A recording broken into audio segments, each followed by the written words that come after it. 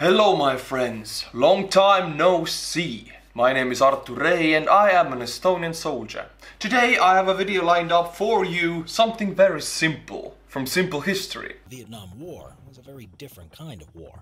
I haven't been uploading, I have not been well mentally. I am fighting depression every day. Whoever has felt depression knows that working in this condition, with this disease, it's a mental disease. It is impossible. All your energy goes into that depression, it goes into just being alive. I have lost many viewers because I have not uploaded. I've even gotten some rude emails that I should upload.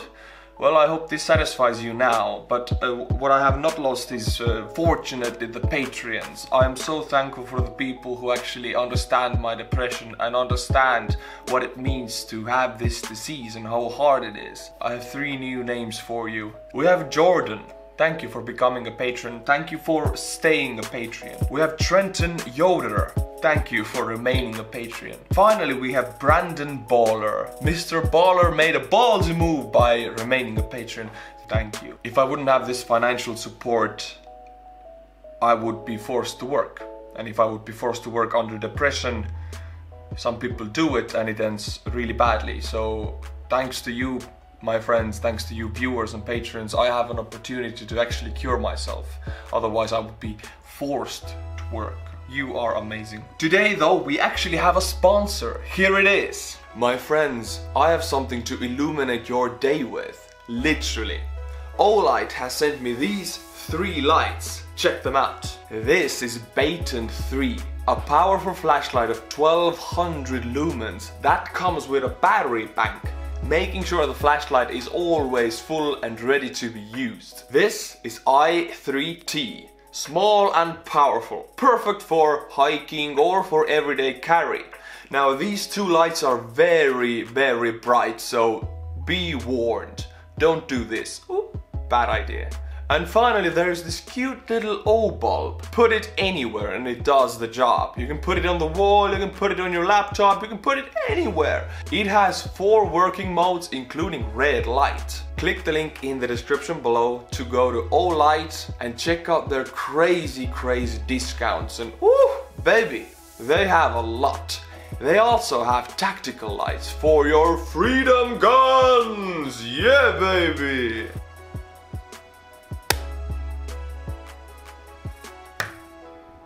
White Feather, the best marine sniper in the Vietnam War, by simple history. White Feather. White Feather. A US Marine sniper who shot through an enemy's own rifle scope. Whoa. It's like in the movies when they shoot through the scope. I think Enemy at the Gates, there was this scene when the bullet went through the rifle scope. I didn't know it happens in real life. I guess it doesn't. In military shooting circles, American Carlos Norman Hathcock II is a true legend. For he was a US Marine sniper who's credited with killing at least 93 enemy soldiers in the Vietnam War 93. from incredible distances with pinpoint accuracy. Though ruthless and calculating when hunting down his prey, behind his professional persona was a caring family man who saw killing as an end to a means, as he felt that for every one of the enemy that he killed, he would be potentially saving the life of some young American soldier. Look at this. This is a Browning machine gun and it has a scope on it. Whoa, I have never seen such a thing. I'm sure he's not shooting automated fire with this. It's just single shot and aim and shoot very steadily. Because Browning has a hell of a kick. You couldn't be aiming down the scope and shooting like that. This is new, man. We still use those Brownings in the Estonian military today, actually. They are 40-50 years old at least. Carlos came from humble beginnings, being born in 1942 at Little Rock in Arkansas, and was raised by his grandparents after his parents separated when he was very young. From an early age, he would go hunting in the woods with his dog, using an old one-shot .22 caliber rifle to help put food on the family table. Throughout his childhood, he dreamed of becoming a US Marine, so as soon as he reached 17 years of age, he enlisted in the Corps. It's crazy that you can be 17 to enlist in Marines and go to war and die for your country, but you have to be 21 to drink. It is insane. Many Americans have told me that this is one of the craziest things. Yeah, in Estonia you have to be 18 for everything, but yeah, 21 to drink and 17 to go and die for your land and country. That's freedom for you, my friends. Hee-haw! His basic training was carried out at Camp Perry on the shore of Lake Erie in Ohio. This turned out to be the perfect place for Carlos to further improve and develop his natural talent for shooting, as the camp had the second largest outdoor rifle range in the world. He soon showed himself to be a crack shot, who was also naturally meticulous and precise when it came to the battlecraft of marksmanship. This talent quickly won him many championship shooting matches, including the prestigious Wimbledon Cup for long-range shooting in 1965.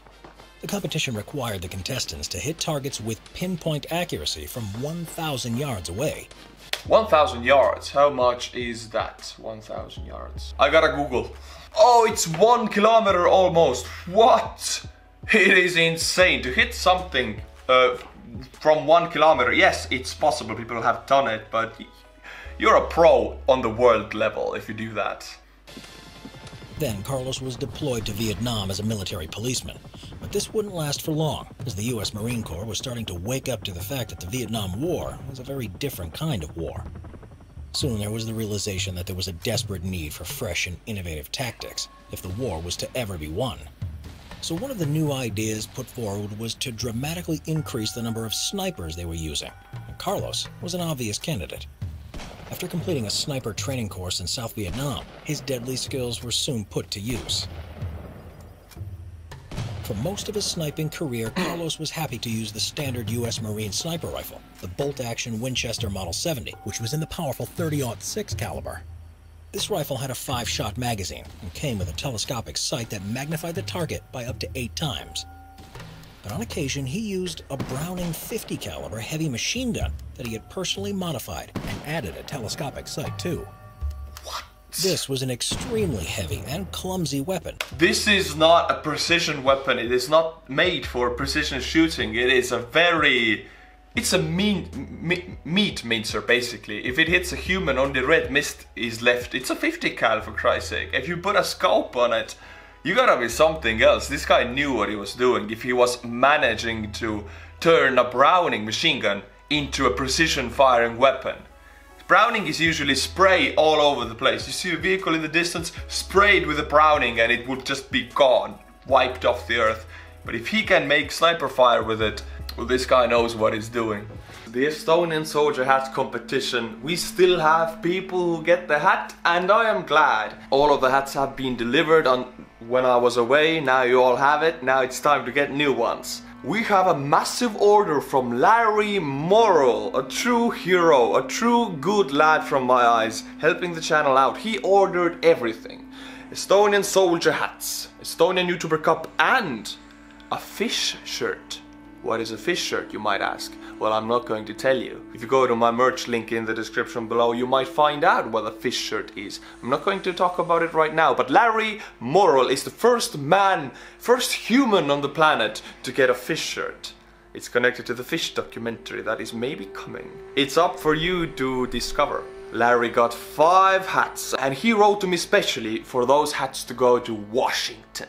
Washington is leading with 37, and it will have 42. Way to go, Larry. You made sure Washington would not be on the 2nd place, on the 1st one.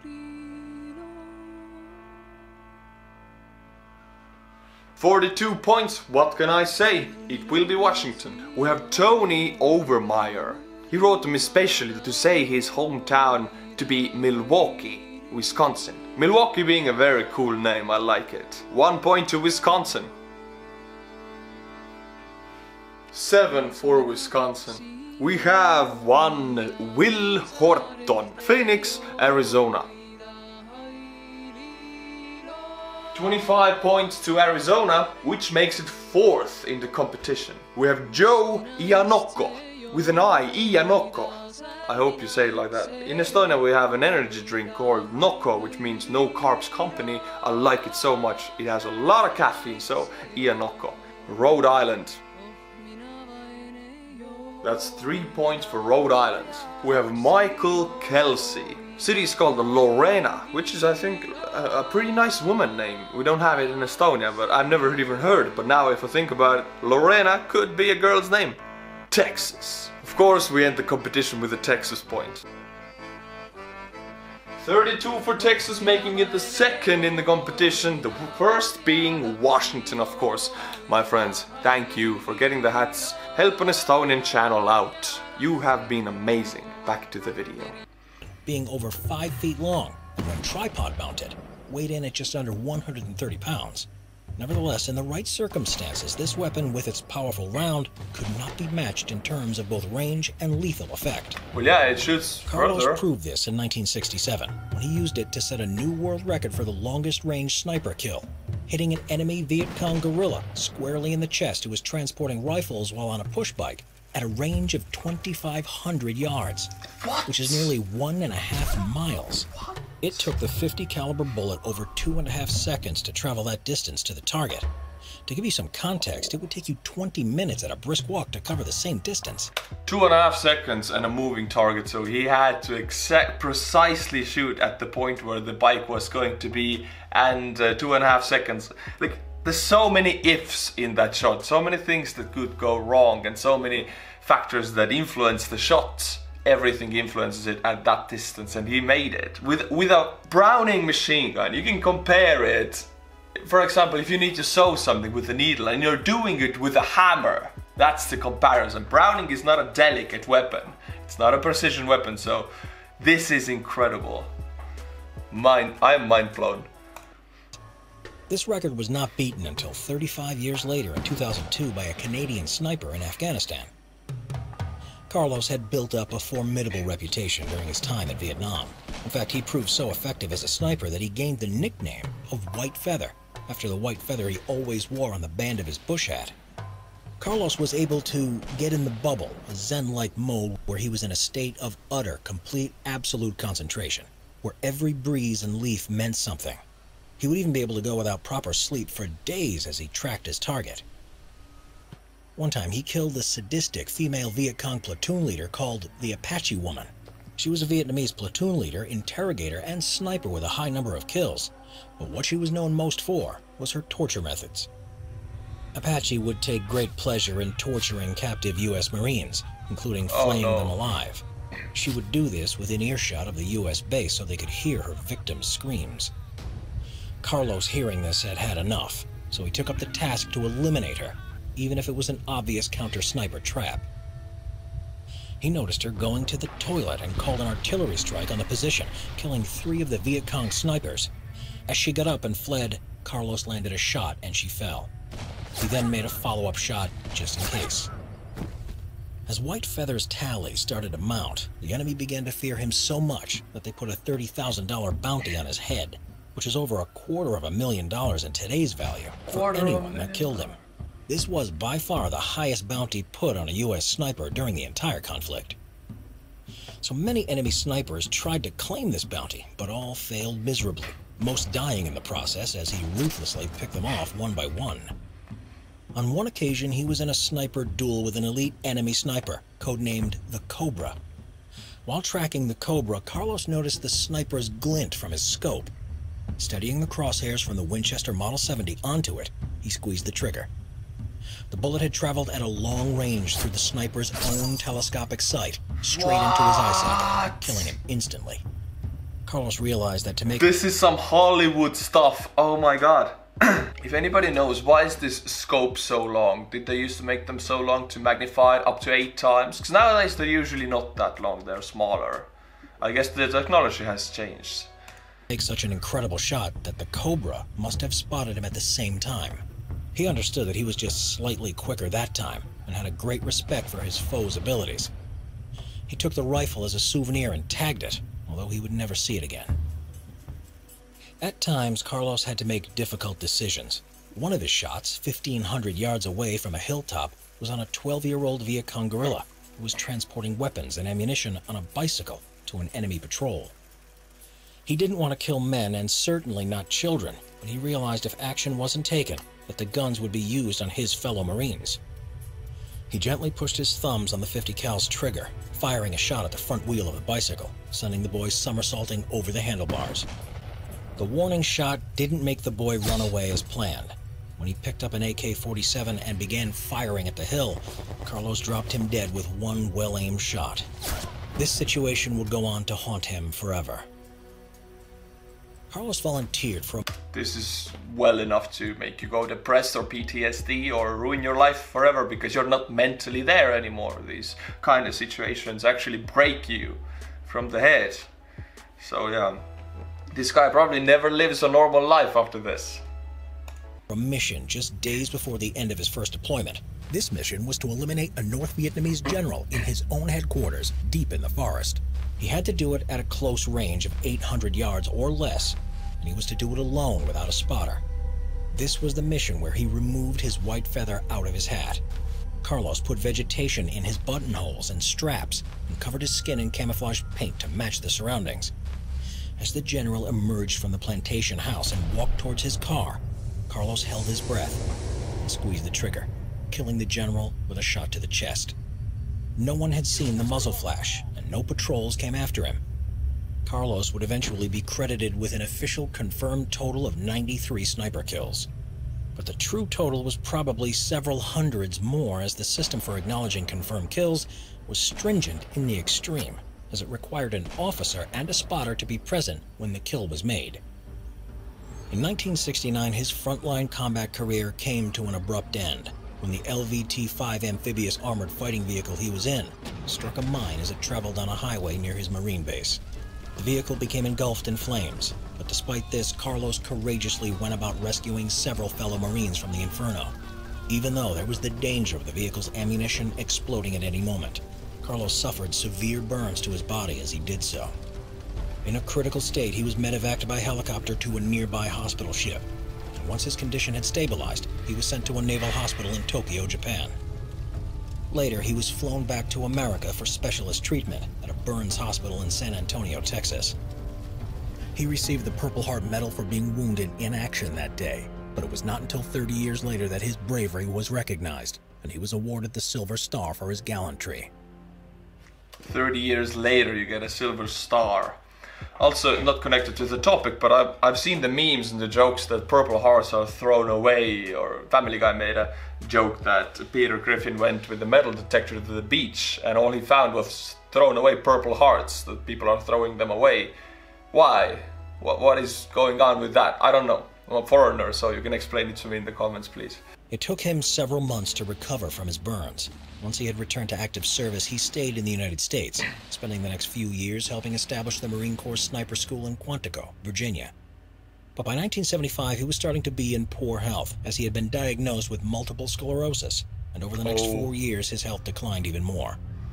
This was to such an extent that in 1979, at the age of just 37 years old, and now a gunnery sergeant, he was forced to retire just 55 days short of 20 years of service due to medical grounds. Civilian life was not at first an easy thing for Carlos to adapt to. He suffered from depression and his marriage nearly failed because of it. But eventually he worked his... Here we go, back to the depression. It's a horrible thing. I actually want to know how many of my viewers have experienced it. I'm going through it right now. It is very tough. You can smile when you have depression. You can look happy when you have depression. But in the end, inside, you might feel dead. So please let me know in the comments if you have felt depression. Not like, oh, I felt depressed for 2 days. No, the disease, the diagnosed depression that really influences your life. Let me know if you have had it or if you have it now. His way through it, taking up shark fishing, which provided him the challenge he needed to keep himself focused. He also became an instructor to various police departments and U.S. Special Forces, teaching the finer points of sniping to a new generation of sharpshooters. Sadly, the multiple sclerosis would eventually claim his life in 1999. He was just 56 at the time of his death. His son would follow in his footsteps by joining the U.S. Marines.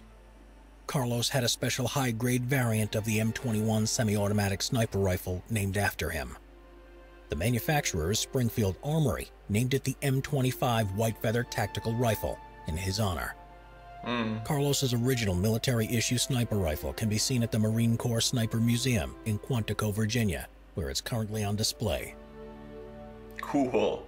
These are the things to see when I'm going to America again. I would like to see things like that, to go to the museums, see the Civil War museums, see the Revolution museums, and see that sniper rifle. That would be so cool. I feel good that I was able to make one today, actually. Now I might need to rest mentally. If if you have depression and you actually work or you do something that takes energy from you, it takes a long time to gather that energy back. It is so weird. The brain chemistry is out of balance and it takes a long time. So I hope it's not going to be 3 weeks as it was. I will try, maybe make 1 video a week, maybe 2 videos. I will try. Let's see how it works out. I cannot promise anything because with depression you don't know how you wake up in the morning. You don't know how the next day is going to be. So I will try. That's all I'm going to say. And I want to thank you for being there, for subscribing, watching, being a Patreon. You're making this easier for me. Without you guys it would be even harder for me. So thank you so much for being there. And as always, until my next video, stay cool and bye bye.